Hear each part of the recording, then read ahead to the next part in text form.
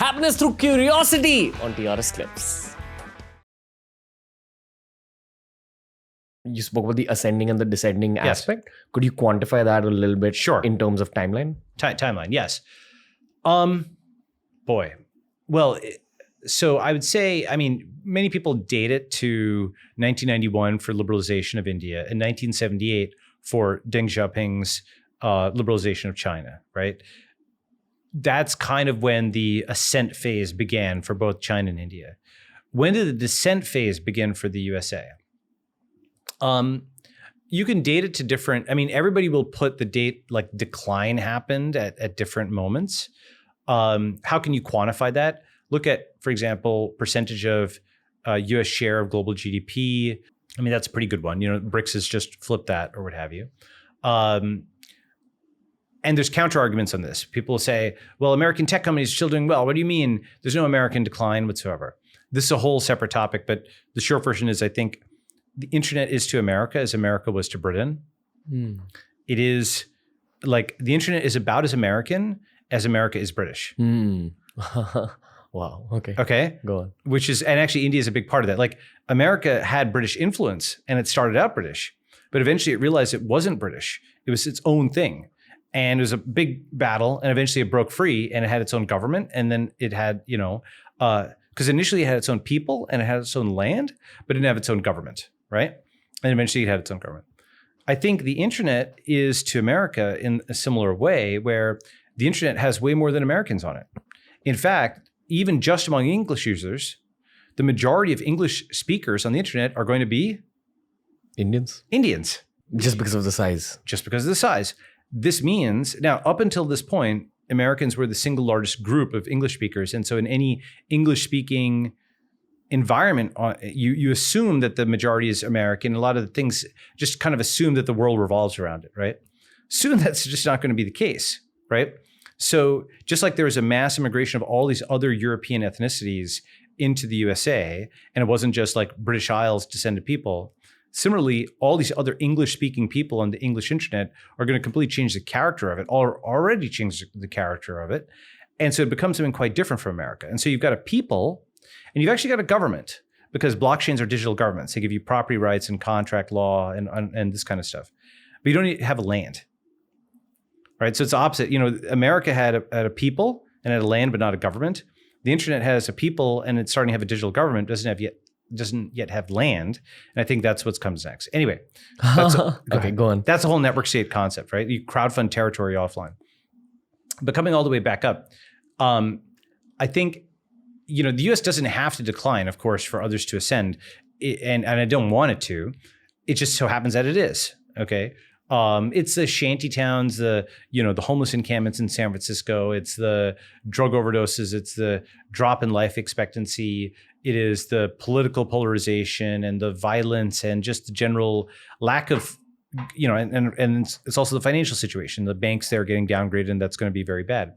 Ray Dalio has written about all this. I won't recap all that.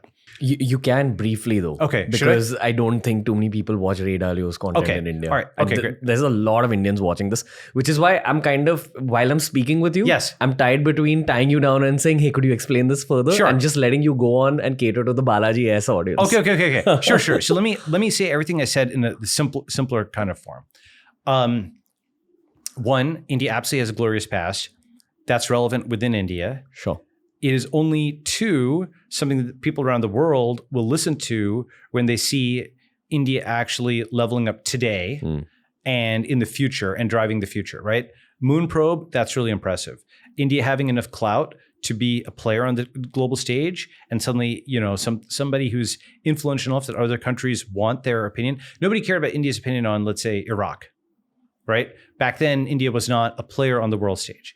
Even during the financial crisis, 10 years ago, you don't remember, at least I don't remember, India's central bank as being a major player in terms of global, developments on that, right?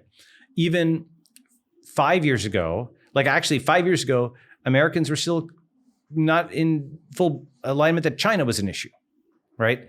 Until really Trump in 2015, 2016, there's just only Europe existed. Like there was just blissful ignorance about China and India growing.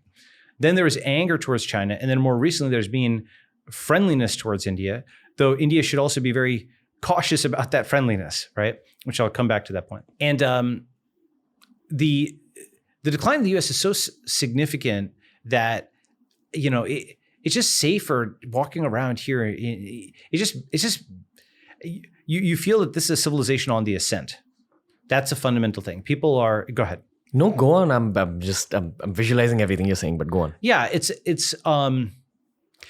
all right, so what are the things that really jumped out to me as somebody has a 40-year visual on India, okay? When I came to India in the 80s and 90s, early 90s, before liberalization had like fully kicked in or whatever, I was a kid then, okay? What I remember, honestly, can I be honest? Please. Okay. I remember filth, flies, like, animals in the streets, like totally non-functional roads where you could go at tuk like this, huge crowds of people, like just, it was just, obviously there was tradition, there was culture, there was religion, all of that was always there. And that's great. Right. But like, I couldn't somehow square this. I was like, oh, the Indians that I know in the US are pretty good engineers and they're good at software, they're doctors, this and that. Of course, it's a select group, but how'd they let the country get like so in disrepair like this? Is it really not possible to put it together? And of course, I was just a kid, so I didn't have the vocabulary to talk about this or think about this. So I was like, okay, well, that's just how it is, And I think that I started to get impressed by India. Do you remember the Golden Quadrilateral project? No? Okay. Basically, some of the first highway system stuff that India did. I was, I'd basically been pretty cynical about, will the government ever get something done? And it did. And then, just the recent spate of successes, whether it's governments, really public-private, really India Stack successes, with UPI and Aadhaar and so on. It's a space program. But it's not just the software, it's also the physical infrastructure. All of that has improved enough that it's visible. It's clear that it's improving. And that really matters. It's not the base. As an investor, you care about is the rate of improvement or the rate of decline. If something is declining, even if it starts from a high point over here, you don't know where it's going to get. But if nothing is arresting that decline, nothing is arresting San Francisco's decline. It has gone from this beautiful city to something that's a byword for just filth and chaos, right? There's more poop on the streets in San Francisco than there is in India. India's a big place, all right? Let me put it like this. I'll be more precise. There are the parts of India that I've been to are cleaner than San Francisco. Really? Okay. So you have to actually go back and forth. There's now starting to be an overlap there. We were talking about something that was on two different planets. Right? San Francisco was like clean and so on and so forth. India was over here.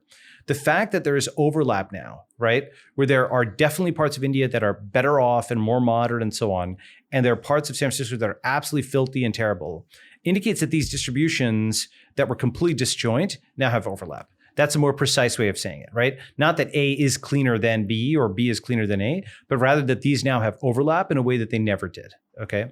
Anyway, so that is just my general feeling is of civilization in ascent and descent. The Dalio thing, I mentioned the Dalio thing. Just watch Ray Dalio's Principles of the Changing World Order. It's a 40-minute video that it tells you a lot that I won't be able to just summarize all over here. But he, from a totally different angle, doesn't even mention India in that video. He is starting to now, right? Again, as I said, the kind of American mindset has sort of had picked up nothing because it was Europe, then China, and now just recently India. Okay, they've just registered these two particles moving fast in their kind of field of view, right? And it's, to simplify it, the American mindset right now is China bad, India good. Why is India good? India good because India is not China, and India is like maybe America's friend against China. It's kind of like that stupid and simple. So if you enjoyed this video, subscribe to TRS Clips for more.